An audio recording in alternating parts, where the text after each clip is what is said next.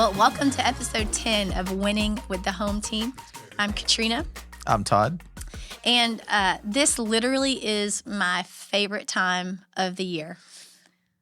It surpasses my birthday. It surpasses Christmas. It surpasses Easter, although Easter, is a pretty high spot in my faith. Yeah. But it is college basketball time. Did you just say it surpasses Jesus? Is that what you're saying? Listen, if I'm honest, I have to be honest. You work at a church. I work at a church. Yeah. And, maybe this, this sinus thing that I got going on is the Lord saying, hey, you know what? Why don't you, reverse that order? or he could be just saying, hey, why don't you rest and watch basketball? Yeah, that's possible. So, I doubt it, but yeah. Yeah. Mm-hmm. Well, this is episode 10. We're going to dig deep into the tournament, the big dance, March Madness. We're going to do that in the context of how some of the things that we see while we're watching basketball has a possibility to affect youth sports, right? Because we're winning with the home team. We are all about kids playing sports, and then also how families, can get around that. Sports is a great tool, right, for character development, for all those things. But at the end of the day, there's some outside, forces.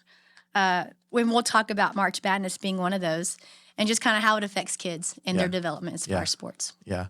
This is an interesting concept because I had to admit, when I tell my wife, babe, I'm sorry, I got to watch basketball all weekend. It's my job. It feels wrong to do this. But then as I sit there and I watch these games and I start seeing, man, I never thought of, the way that we talk about to our kids, that you take the transition from kids being in our league and you go all the way up to college basketball and the really high pressure situations that they were in this weekend, and it translates. Yeah. Like it really does. And you start seeing those moments and you start making mental notes about, oh my gosh, like I recognize this on a much different level, but the same way that I watched this kid handle this, it's really interesting. It's a great concept. Yeah, because kids are watching. Yeah, for sure. So, I did. So Todd, with the tournament, the conference tournament, tournaments, did you see anything that stood out to you? Yeah, I think one of the things that we're going to talk about is the Iowa State upset, if you will. I was watching as the teams were getting selected yesterday, and I kept thinking, man, I really want to pick Iowa State because they were just electric this weekend in what they did in that tournament. But then I started reading about Iowa State, and I was like, man, like they don't win away from home.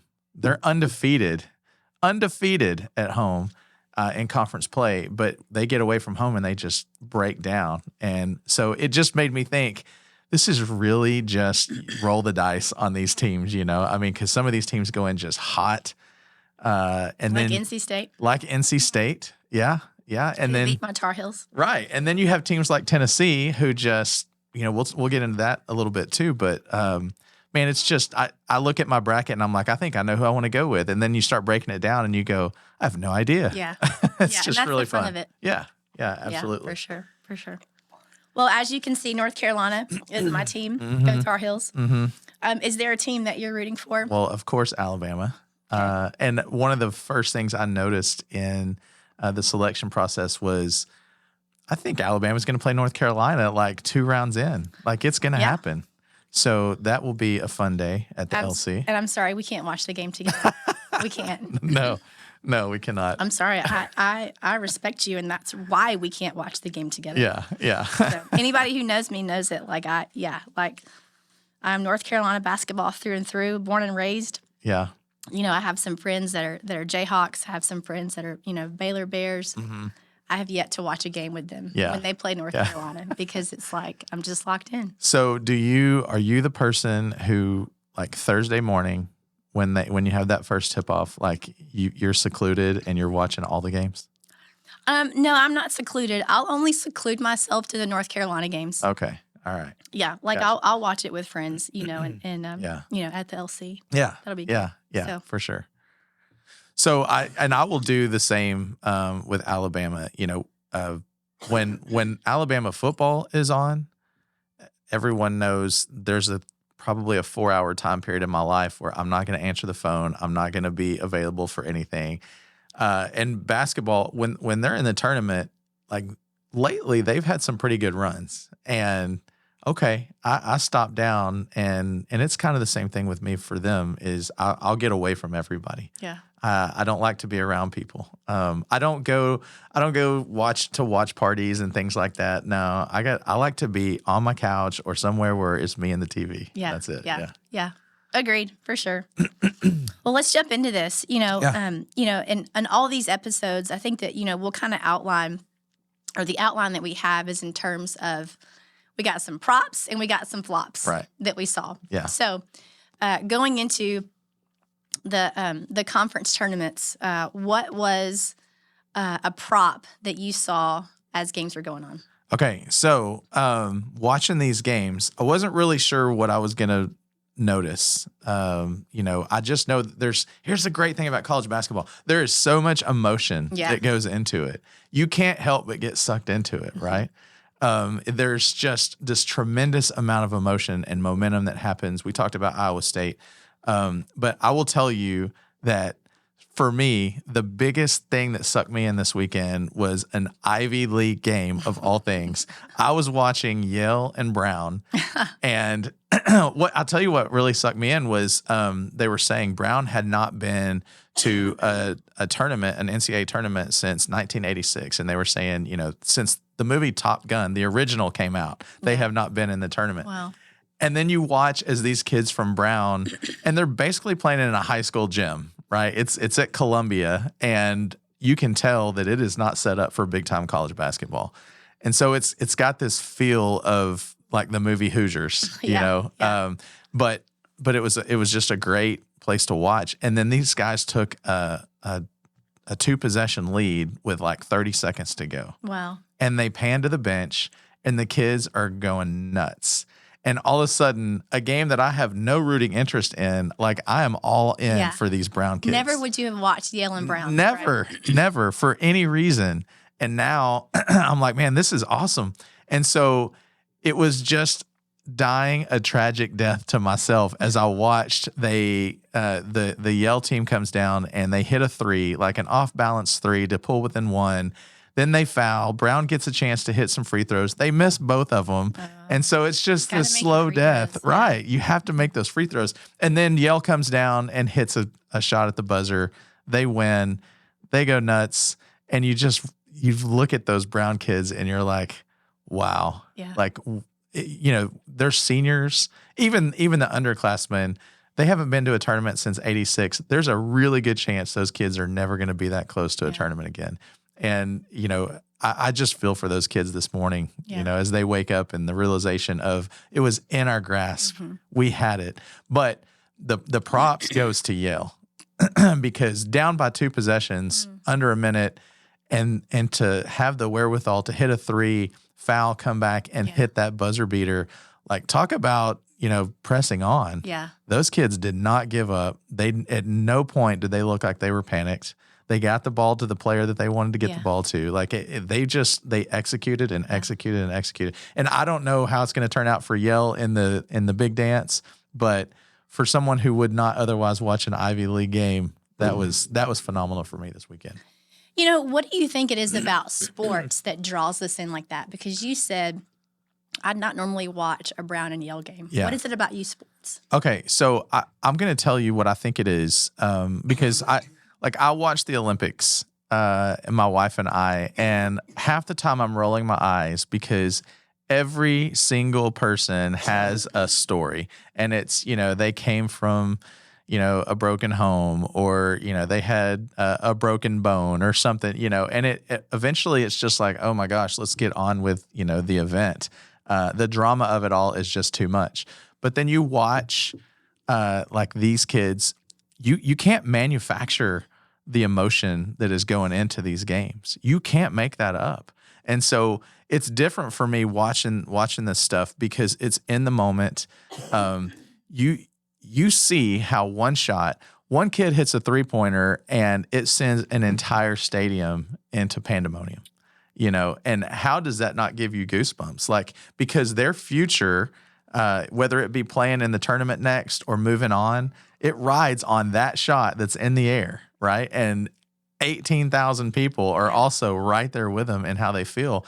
And it's just that excitement and that momentum that you start finding yourself rooting for players or teams, and it just draws you in. Yeah.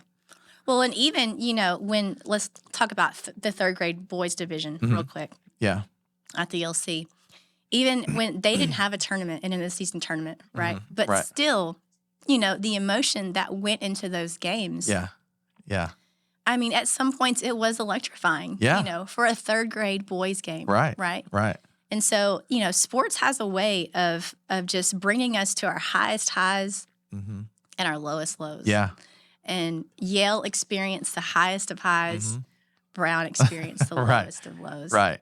Yeah, and I think we mentioned it on the previous podcast, but when we had our 5th and 6th boys championship game, and before the game, you're in warm-ups, and the music's pumping, the kids are warming up, and I look over, and one of the coaches is bouncing up and down, he's starting to feel it, Yeah. And it's the same thing. It's the same feeling where it starts to pull you in, and you start to, really feel like, man, this is cool. Yeah. And if you've ever been, I can remember going to Dallas Stars playoff game years ago, and you go because you want to see a good game, and then the game goes to overtime, and that the next goal wins, and every person in that arena is sitting on the edge of their seats, if they're sitting at all. Yeah. Like they are living and dying every time that puck goes from one end of the ice to the other. Same thing with this, and it doesn't change just because you're younger. When you're playing these games at the LC, okay, there's not as much at stake, but don't tell that to those kids. Right. Those kids believe every bit of it, So it's just really fun. Well, let me ask you this. As let's pretend like you're the Brown coach. And what do you say to those players at the end of the game? So this is a page out of the Nick Saban book, Roll Tide. A page out of the Nick Saban book, because when you lose, that's when you love on your players, right? When you win, that's when you have the opportunity to go, hey, look, this is what we can do better. This is where we can improve. But when you lose, that's when you lick your wounds. When you lose to end your season and you have been through battle after battle with those kids, you walk into that locker room, have no doubt that coach put his arm around those kids and said, I'm proud of you. And this is the moment when you transition from basketball to life. This is when the coaches have the opportunity to say, hey, you showed incredible integrity. You showed incredible ability to persevere through so much. And this is when they turn the tables from basketball to, hey, you're a man. Yeah. And someday you're going to lead a family. You're going to have children. You're going to have a marriage. And the things that you learned, the things that I saw out of you, this is where it translates to that. That's I think what happens this morning. Yeah. And the same is true for parents as well. You know, like when a kid gets into a car after a tough loss, it's the same thing. Yeah. You want to build them up. And like I think I've heard you say, when you're taking Colin home from a game and he hasn't performed well, you don't talk about the game. Yeah. You talk about anything other than the game. Right. Right. Yeah. Because you don't want Colin, to feel like that, your love is based off of his wins or losses, right? Yep. Not at all. And the same is true with parenting, athletes. You want to make sure that you love and support them, whether they win or whether they lose. And that's kind of setting your emotion aside, right? Like, I'm sure, as a parent, you want your kid to win. Yeah. Just as bad as they do. Yeah. Right? Just as bad as they do. Right. And, as a parent, I'm sure that you feel that emotion that went into it as well. Yeah.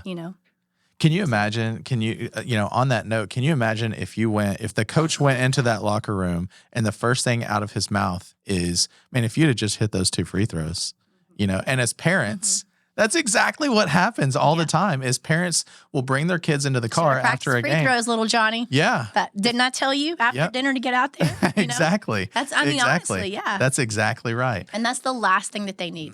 No, because they are not in a position at that point for it to even make any dent in what they're feeling. So for sure. That is exactly, and I don't think, well, that's not true. I do think Nick Saban is the greatest of all time, but and I know Drinking that pains the you. Juice. Yeah. Drinking the juice. But that what a great thing to to convey to his players is, look, I'm going to pick you apart during this whole process, and we're going to make you better for it. But I'm also going to understand when I need to pick you up and carry you. And that's, I think it speaks volumes. Mm-hmm. Yeah. Well, a flop. We had one prop. Now we have a flop. Mm-hmm. I saw this posted on Instagram. I think it was the Mississippi State post where it said Rocky Flop. Yeah. Not Rocky Top, as in, the Tennessee Volunteers, but it was Rocky Flop. Yeah. Going into that game, I watched that game because the analysts were saying that, Tennessee and UNC were vying for the last number one bid in the tournament. Mm-hmm. And they were also saying that if Tennessee won their conference and UNC won their conference, which both did not do, then Tennessee would get the higher seed. Right. So I kind of had a vested interest in this. Yeah. But man, talk about, Mississippi State, like who is Mississippi State? I know who they are, but come on. Right. Like, yeah. But man, they came to play. And Tennessee completely flopped. Yeah.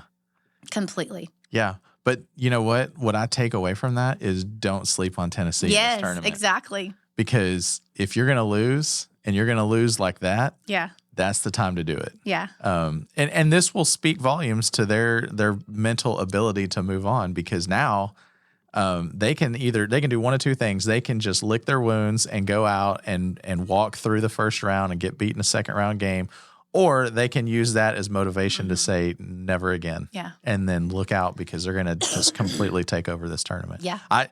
I am tempted to pick Tennessee moving forward, at least going into the Final Four. Yeah. I really am, just because I think that's the kind of team that can learn from what happened this weekend. Yeah. And, do you think at what age, Todd, if we're talking about kinder through junior high or even high school, at what age do you think, if you've got a Nick Saban, caliber coach who does not coach basketball, but let's say you have a Hubert Davis, right, who is a really good coach and who is able to communicate to those kids, kinder through high school, hey, guys, we lost, but let's use that as motivation to go farther. Yeah. At what age do you think children are able to take that concept and apply it? I think early on, but I think it's that early because children start to see the investment that people make in them. Their coach. If you look at, I'll use Coach Easley and Coach Smith in our league. We've talked about many times that kids want to come back and either watch their practices or help their practices because they see the investment that was made in them.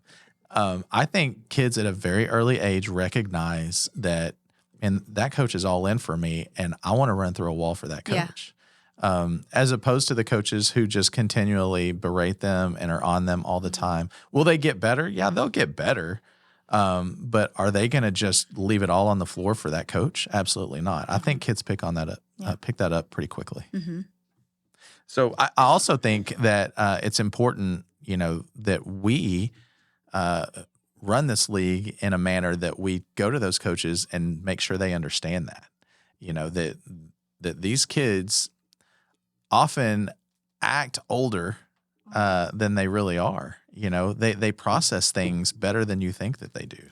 And so I think it's incumbent upon us to make sure that we are constantly telling our coaches, pick these kids up, emotionally pick them up, be positive, reinforce, what it is that you want to do with them in a positive way. Mm-hmm. That's good. I agree with you. I think it's all in the relationship on whether or not they can pick it up or not. Sure. And it doesn't change as you get to college at all. Yep, for sure. So I'm a Carolina fan. Yeah. North Carolina lost their conference tournament to NC State. Mm-hmm. And I have to give NC State props. Mm-hmm. Man, they had a slogan going into, I think it was just the very beginning.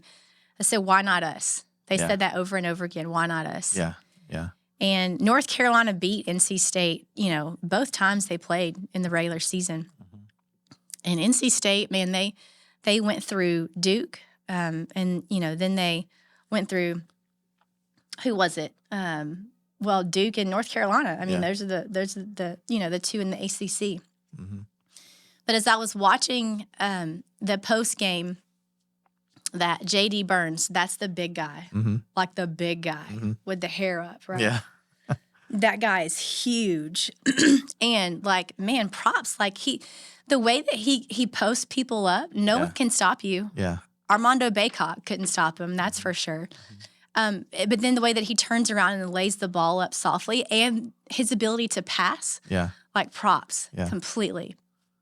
And so he had a post-game interview. I don't remember which game it was because I think I watched a lot of their games. And he was obviously getting frustrated at one point. It was the overtime game. It was overtime. Yeah. And he was getting frustrated. And so the reporter asked him, hey, you were getting frustrated, kind of what was going on in your mind? And he said, well, yeah, he said, I was beginning to get in my feels. Break that down. What does that mean? Well, he was getting emotional. He was getting frustrated by the fact that he didn't think that, referees were making a call. They were making calls. And he said, I was kind of getting in my feels, but then I realized I can continue to get my feels and get frustrated, or I can go and get this win. Yeah. And that's what he did. He went out and he got the win. Yeah. Feelings play such a big factor in the outcome of a game. And, props to JD. Like he was able to acknowledge, yes, I'm frustrated and I can take this frustration to another level, and let X, Y, and Z happen, whatever that was. Or I can focus on the task at hand and even use my feels to go ahead and to win this game. Yeah. And that's exactly what he did. And don't you see that play out so much? Again, going back to our basketball league here with the young kids, you see it play out so much where the kids that are successful are the ones that can not just overcome that adversity, but recognize, man, all right, I am 0 for 3 to start this game from the field. Let me get some assists in, real quick and see if I can, kickstart myself a little bit, get some momentum going for our team, and then maybe, come back.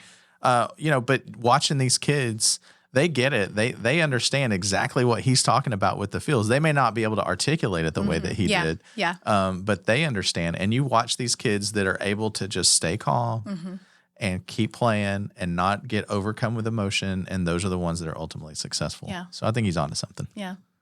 What do you think, how much of that, from a kid's perspective, if we were to take that example, how much of that does that fall on the parent to teach? And how much of that does it fall to a coach to teach it? Yeah, that's a hard question because I look at my own kids who I've raised all pretty much exactly the same way. And yet I've got some kids that are emotional and some kids that just take things in stride. And so I think each kid is different. I put it more on the coach. It's not really that simple of an answer, but for me, I put it on the coach. You watch coaches, and it can be any sport, any team sport, but knowing when to call a timeout is so crucial. Knowing your players and knowing what they need when they need it. Exactly. And you have coaches that you watch, the successful ones, and I don't even want to give you this, but Dean Smith, okay? He calls a timeout. Tar Heels. Yeah, and then the players would come over to the bench, and I just remember growing up watching this and being so just in awe of this. Doesn't even say a word, and the players come over to the bench and they sit down, and he calmly explains to them, "This is what we're going to do." And it can be absolute pandemonium going on around them at the bench because they're playing on the road or whatever. But you never get like really high, you never get really low. And he would get fiery at times with the refs when he felt like he needed to, or even with his players. But most of the time, like Dean Smith was great about just he knew exactly when to call that timeout. He knew exactly what to say to those players and just helping them understand you got to stay in that mid range. You got to stay there because that's where your mind is functioning the most. You play with emotion or you play with your brain. Yeah. And both are good. Yeah. Like it's not either or. No. Right? Because you have to have a passion for the game. Right. But it's also you have to have a mindset of, okay, well, let's use this passion. Yeah. Like JD Burns said, to go win the game. Absolutely. Because you know what? I have the feels sometimes in my marriage when I'm like, you know what? This is not working for me. And if I'm going with emotion, I'm going to say things that I really am going to regret later. I have to dial it back. And so when I think you face adversity, no matter what the situation is. But especially here when you've got, 20,000 people watching you in an arena and things are just flying fast, you have to be able to find that peace somewhere and bring it back so that oxygen is flowing to your brain and you can say, okay, the decisions that I'm making are not the best. What do I need to do here? Yeah, that's good. Yeah. That's good. What about another flop? Okay, so man, this one was huge. Watching the Akron Kent State game, and I feel terrible for this kid. So Akron, Kent State scores to go up by 1, and there is 6 seconds left on the clock. Plenty of time. Plenty of time, right? No, but like Kent State is going. They're going to the tournament, and they're up by a point with 6 seconds to go when they make this basket. Akron inbounds the ball, knowing they got to go the length of the floor and score in 6 seconds. It's going to be a tall task. And what happens? The Kent State player reaches out and fouls the kid, like right on the inbound, not even 10 feet from where Talk they about inbounded. emotion and playing from your brain. Yeah, right? this kid thought that they were still down by a point, and they had the lead with 6 seconds away from the tournament. Forgot his brain. He forgot his brain. And you know what? Oh my gosh, I just feel for that kid because immediately the coach is like, what are you doing? So of course, Akron goes to the line. They drain both free throws. They go up by 1. They win the game. Man. And, Kent State is out because this kid lost control of his self-awareness on the court and what's going on in the game. And this is a prime example of, we talk about the emotion and the momentum. Yeah. Once that starts flowing and you are just feeling it and you're in it, and suddenly you completely lose focus on where you should be. And so this morning, Akron should not be in the tournament. They got gift wrapped a ticket to the dance. And so all of those kids from Kent State, God bless them. Same thing with that coach. I hope that, he puts his arm around those kids, especially that kid. And it was cool to see, his teammates picking him up and yeah, they're frustrated because of what was about to happen. They were about to go to the tournament. But you know what? They recognize that more importantly is what that kid is going through. Yeah. And so that's a cool thing. So I label it a flop because the lack of self-awareness on the court cost them a chance to go. But at the same time, it's actually really cool to see how his teammates reacted to it. Yeah. And I think that, obviously there was a big sacrifice, right? Because, he forgot that, that they were up. But I think that's what youth sports provides is kind of, a laboratory, for mistakes to happen. Yeah. Right. Yeah. And I think that it's so important for parents and for coaches to realize if you take that perspective that youth sports is a laboratory for failure, right? Yeah. I mean, for successes, yes, but for failures. Right. And if you take that and turn those failures into lessons learned, Yeah. Not like, a slap on the hand or, what in the world were you thinking? But like if coaches realize their impact, like it's okay to make mistakes. Especially at this level, Yeah, that is such a great point. Every week I watched a player shoot into the wrong basket. Yeah, and yeah. every week I'm like, how can you continue to do this? I don't understand. But the reactions from their coaches, one reaction would be, hey, that's not our basket. That's our basket down here. And then the kid would be like, oh my gosh, I'm so embarrassed. And then they go play and they're fine. Yeah. The other reaction is a coach just absolutely losing it on his child, and that player is done for the rest of the game. Yeah, You're not going to get anything out of them. Completely. And there's just no sense in that. No, and they lose sight of, hey, this is a fourth grade basketball game, right? That, like, who cares? Who cares? Exactly. It's you talked about it. Like, this is the opportunity for them to make those mistakes and learn. I guarantee you that kid who made the basket and the wrong goal is not going to do that again. Yeah. It'll be somebody else next week, but they're not doing that again because they were embarrassed. Yeah. All you're doing by ridiculing them in front of everybody is just adding shame to that embarrassment. Well, and when you do that, you're making the game about you. Yeah. Not about the kid. Yeah. And which is so important to remember. Exactly. And it's just more magnified. This poor kid from Kent State, he's going to be on Sports Center for a week. Yeah, right. So you just feel for that. You just feel for that kid. Well, that was a flop for sure. Mm-hmm. Another prop, another prop goes to Iowa State Yeah. for beating the pants off of Houston. Mm-hmm. I've watched several Houston games this season, and when I saw the score on my phone to the Iowa State Houston game, I was like, "What in the world? Yeah. Like, Yeah. how does that happen? Right. How does that happen? You're the number one overall seed, I would say, Yeah. before they got beat, and now UConn is. Right. But I'm gonna credit that to the home team. Mm-hmm. It wasn't at Iowa State, but it was in Iowa, and the gym was filled with Iowa State fans, and it was electrifying. Like to your point earlier that you said, and you got to think, right? Like you made a point. Iowa State doesn't win away; they win at home mostly. They have a problem winning at away sites. Yeah.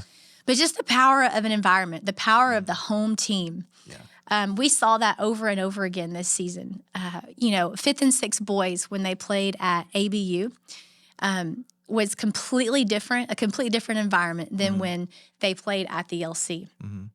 It was way more electrifying at the LC than it was at ABU. And why? Because, ABU was more spread out, right? The sound was able to go, way more other spaces than just the four walls of the LC. Yeah. You saw me during the championship game of the 5th and 6th boys. Like, where did I stand? Yeah. Away. I was outside the gym. Like, there was way too much testosterone in that gym for me. Too much. Yeah. Too much. Right. But, man, props goes to all the Iowa State fans. Yeah. Good job showing up and good job cheering your team on. Yeah, they bring it, man. And it doesn't even matter what sport it is. We went to a TCU football game where they were playing Iowa State, and there was a small section of Iowa State fans. And they were louder than every TCU fan there. Wow. Like those fans bring it. And my father-in-law is from Iowa, and I always think to myself, man, what goes on in Iowa? What do they feed these people? Because they travel well with their team, and they just bring it every week. And yes, they have had struggles on the road, but I think that particular team is one that just feeds off of emotion. Yeah, they really do, and it's exciting. That's one of those things where I like watching their games because, if they get rolling, the momentum just keeps going. And as much as they've had problems struggling on the road, I think they're going to be a force to be reckoned with. Yeah. Agreed. Yeah. Agreed. Do you think, talking about atmospheres, do you think parents and coaches understand the importance of the atmosphere? Yeah, I do. I think at that age, they're not really concerning themselves a whole lot with the atmosphere. No. But I think in a broader perspective, you mentioned it earlier, what's the atmosphere at home like? Because that transfers over to what's going on, once they get to the gym. There's a similarity there, right? Yeah. Like when things are going good at home, then you just seem to kind of roll through things. And when things are not going so good at home, you see the players that show up for practice and they're not mentally there. Because they're worried about something going on at home or they're distracted. Yeah. And I think that transfers over 100% to what they're doing in the gym. I agree. But the Iowa State fans are having the time of their life right now. Absolutely, as well they should be. They beat an undefeated team. Yeah. That's awesome. Another flop. Speaking of how Iowa State beat Houston, 3 out of the 4. I had in my notes projected, but now, it's realistic. Yeah. 3 of the 4 number 1 seeds lost their conference championship. UNC lost to NC State. Of course, we mentioned Houston lost to Iowa State. And then who was the other one? Let's see. The number 1, looking at this bracket right here. So you have UConn. The UConn was the only one that won. Right. And then Purdue lost. And Purdue. Poor Purdue. I don't buy into Purdue. I don't either, dude. I'm not a Purdue fan. They got that one guy that's at least 28 years old. Yeah. Got to be 28 years old. I'm not buying what Purdue's selling. But those number 1 teams, you can look at that and say, are they going to use those losses as, firepower or? Yeah, right. Yeah, in a month from now, I'm going to have to sit here and say, I can't believe Purdue's a national champion because I just sat here and said that I'm not buying into it. No way. But I was listening, I think it was this morning, I don't know, some talking head on the radio, and they were talking about just the trends of the tournament. And back in the day, you always knew Kentucky was going to be there, North Carolina was going to be there, Michigan State's going to be there. It's the same group of teams. And now, fast forwarding a few years, you have a San Diego State from last year that shows up big. You've got these teams they're more and more sneaking in. Suddenly, you're having more upsets in the first round, and then when you're talking about these number one seeds, like they're beatable. Yeah. They're really, really North strong Carolina teams. is beatable. Yeah. I will be the first one to say it. Depending on what North Carolina team shows up, completely beatable. And I like the parity. I mean, because it's not like North Carolina's not making the tournament, right? I mean, they're a number one seed, for crying out loud. They're still really, really good. But I like the idea that any given team can walk into this thing and win. Yeah. I don't expect Montana State to win it all. But I think that adds to the level of electricity when you see that, hey, 3 of the 4 teams that are number one didn't even win this weekend. Yeah. Right. In their conference. And so it's just fun to watch this, but it also helps us reiterate to these kids, show up every day. Mm-hmm.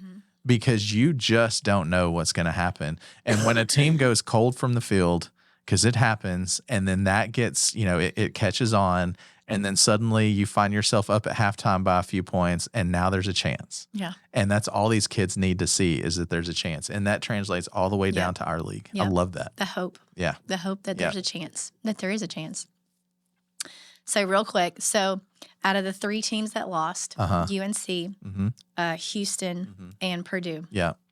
Do you have any of those in your Final Four? Maybe. I'm not going to tell you that yet because you're going to pick. No, I'm just kidding. One of my brackets secured. I'm trying to think of what. No. Okay. What about the one that will lose first? Do you have that one? I'm saying Purdue. Purdue. Yeah. I'm just not. I feel like they're a one-trick pony, and I'm not a big fan of them. I like Houston. I think Houston is a really strong team. Yeah, I agree. And I think they slipped up this weekend. And like Tennessee, I think that they learned from that and they get better this week. But I think Houston is the team that, out of those 4, even with UConn, that I would not want to play right now. Yeah. I know you wanted me to say North Carolina. No, listen, I'm the first one to say, out of those 4. Yeah. I think depending on what North Carolina team shows up, they will be the first one out. Yeah. But I do have them as national champs. It's okay. Because you're not a fan if you don't, right? I know. I have Alabama as national champs, so, That's laughable. No, but roll Tide. Roll Tide, yeah. Roll Tide. So another prop. Let's talk about the girls for a second. Yeah. They had their conference championships last weekend, mm-hmm. right? And I don't know that that's been the case. I think that they've had their conference championships around the same time as the men. Mm-hmm. But I think this was a strategic move for them, to have it a weekend earlier, right? So they could get the coverage. Yeah.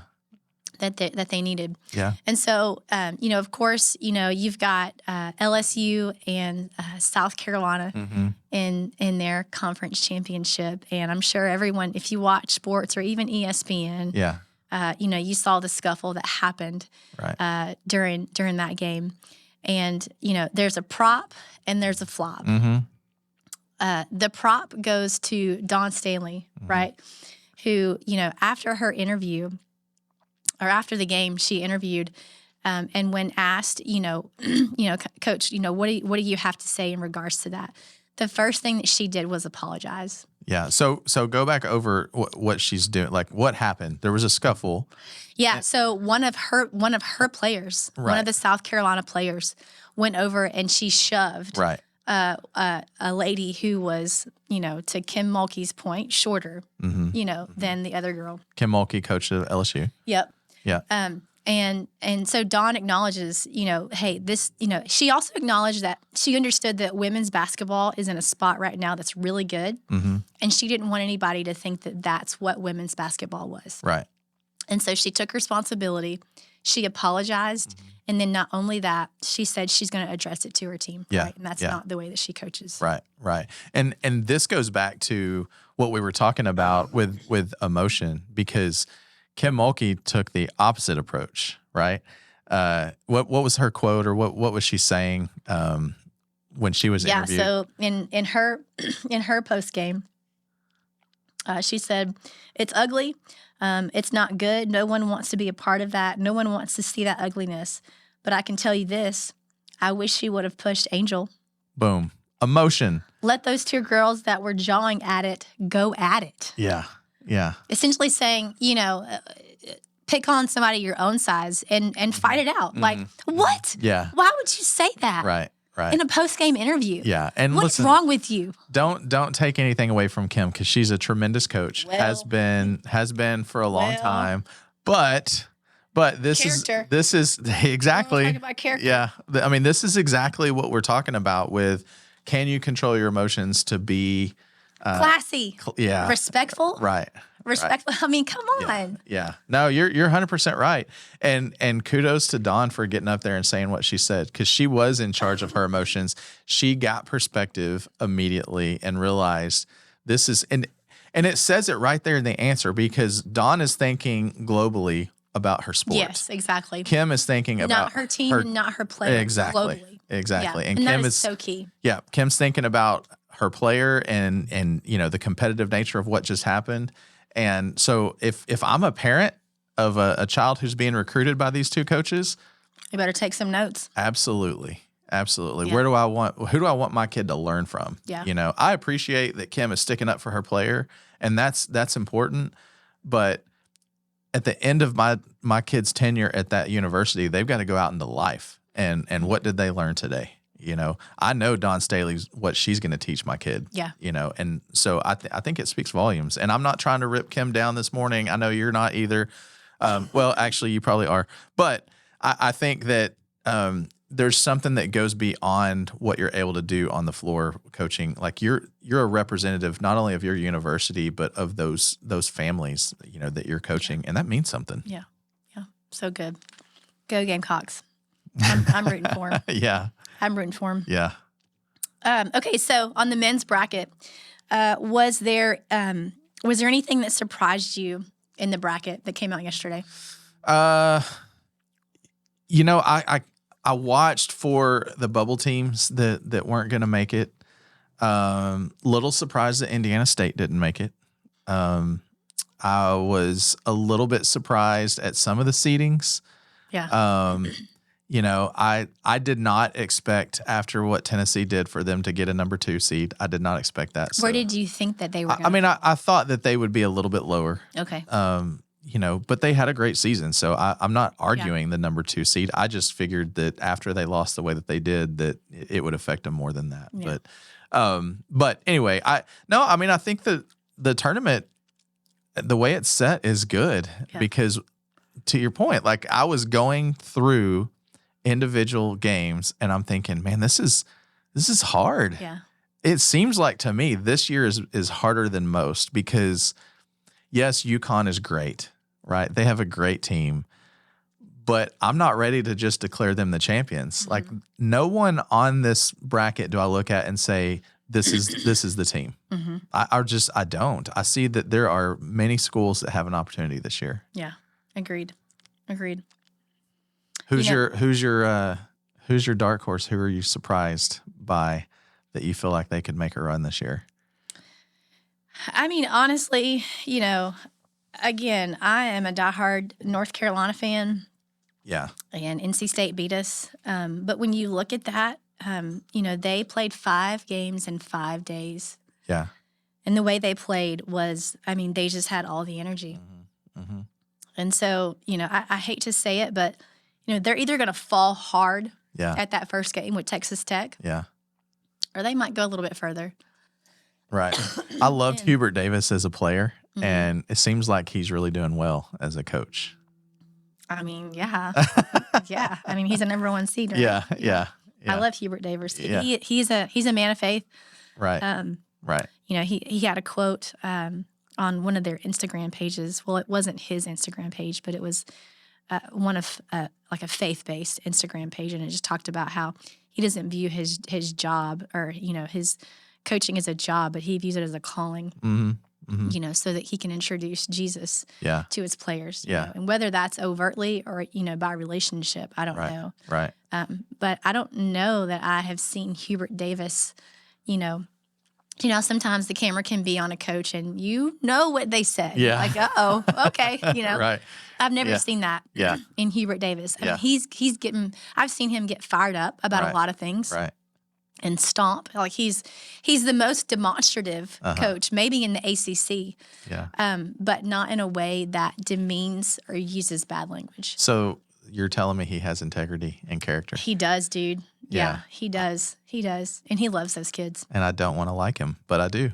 Yeah. I don't want to like him because there's a good chance that Alabama will play North Carolina very soon. I mean, you've got R.J. Davis and you've got Armando Baycock, right? Who could have just been gone after their season, after their failure of a season last year. Right.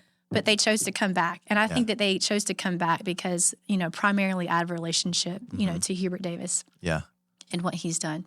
Do they win a national championship? Of course they do, right? But yeah, he's a great guy. Yeah. Listen, I don't want to turn this into the North Carolina podcast. Oh, we can't though. It's all good. Yeah, I don't want to. No. But I want to tell you, like, one team that I'm really paying attention to this year, and I have all year, and I don't know why, but Marquette. And Marquette, I know you give me that look like, why Marquette? I don't know, but here's why I'm really interested in how they do this tournament, because they're a high seed. I think they're a 3 or 4, and they're a really good team. They have a player.